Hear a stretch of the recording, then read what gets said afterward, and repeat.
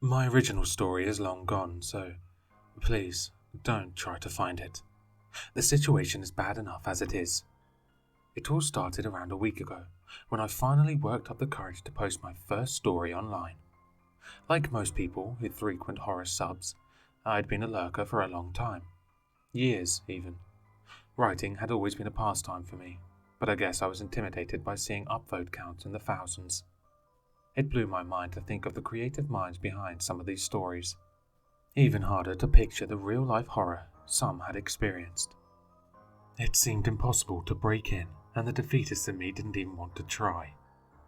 But then, it happened. I found the one. You know what I mean. The one. The one story that crawls into your limbic system and sinks its tentacles in deep. You dream about it at night. You space off during meetings, fantasizing about its climatic end. The one community that seems perfect for it, geared right toward your vision. I spent weeks working on it, poring over every sentence, finding crumbling old books from the antique shop down the street to steal a few Latin phrases out of. I was sure, deep in my gut, that if I could just pull it off, that it would be a masterpiece. Now, I'm not saying it was or anything. At the end of the day, it was just a story like any other. But I was proud of it.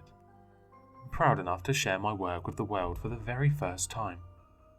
I sucked a breath in, hit submit, and promptly poured a neat glass of Makers to await the response. The first person who upvoted for my story was Ike from Idaho. He was a cool guy, round red cheeks and a big round gut.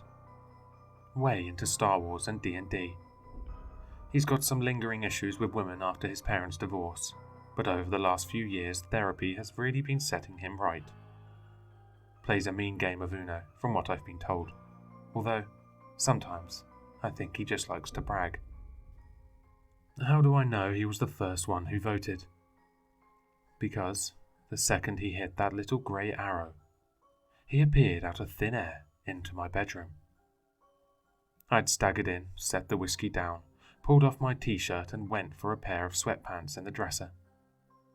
Just as I pushed my jeans down around my ankles, I heard a popping sound, like thunder cutting through dry summer air. When I looked up, there he was. I screamed and snapped my pants up. He screamed and tripped over a pile of clothes, throwing his back against the wall. "Who the fuck are you?" I yelled at him. "Who am I?" His eyes were wide, incredulous, swollen hands patted against his pockets. "Who are you?" I stumbled back around the corner of my bed, hands held up protectively in front of me. My mind raced, trying to figure out if anything I had hidden in my room could be used as a weapon. He was bigger than me by a head and a half. The last time I'd been in a fight was in 3rd grade, when Clayton Brines kicked me into a pile of dog shit. I fell and busted my glasses when I tried to retaliate. Fuck that guy. Ike didn't have the same inclination though, thankfully. Instead, he turned and ripped the door open, pulling his cell phone from his pocket as he ran for the front of my apartment.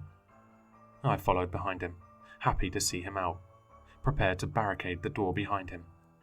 He was tugging at the knob, beating at his phone screen at the same time. The door wouldn't budge, but he raised his ringing phone up to his ear regardless. "Help! Please, help! I've been kidnapped!" "What?" I snapped from behind him. "Kidnapped? You broke in!"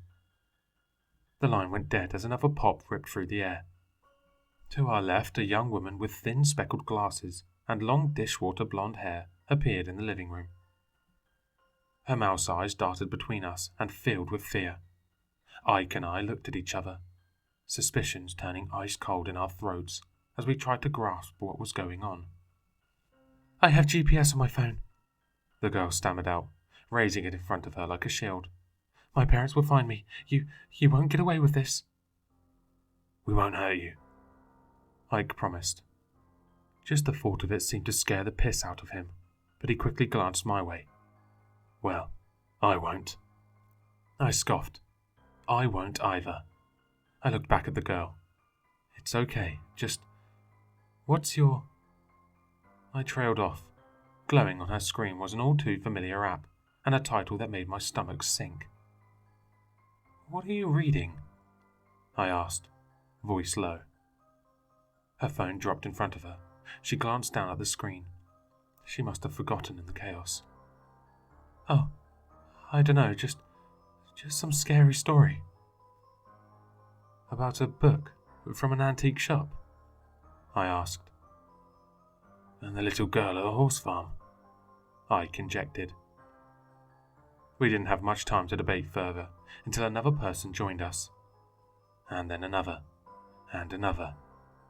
Each had the same reaction: fear, confusion, and then the sobering realization of what they all had in common.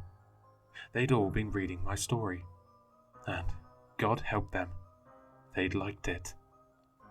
The door held tight, even as we all pulled and cursed at the knob. Frank from Texas found a screwdriver in the junk drawer and tried to pry the hinges off. They wouldn't budge. We all pulled the blinds from the sliding glass window leading out into the balcony. We beat against it, screamed, threw metal folding chairs toward it, along with my coffee table. Not so much as a crack. Worse yet, the people on the street below didn't even seem to hear us. We were trapped, invisible. Phone lines weren't going through either. Ike got the closest, but anyone else that tried got no signal.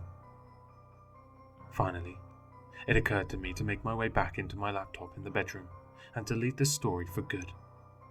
By then I had to squeeze through a thick crowd of bodies. Sweat dripped down my forehead from the mounting heat. I struggled to pull in a full lungful of air.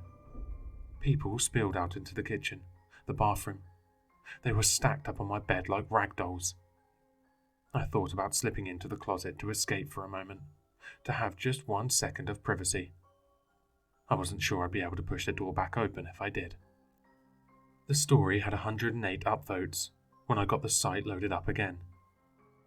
108. Not bad for my first story. Not great for the number of people to shove into my 1-bedroom apartment. I don't know who will see this, if our families will ever know what became of us. But this is the only page that will load. I had to tell someone. The food ran out days ago. I wasn't known for my well-stocked pantry before this, and it quickly ran dry as we all struggled to survive. Even passing water around is nearly impossible at this point. The smell. God. I can't describe it. I think some people have already died. Though where and how, I have no idea. That's the only thing I could think of that could smell like that. Even past the sweat and the fear, something sharp and visceral tugs just below the surface. Sometimes, past the low, constant hum of chatter, I hear something growling in the distance. Mum, Dad, I love you guys. Please, stay off Reddit. Don't poke around my computer.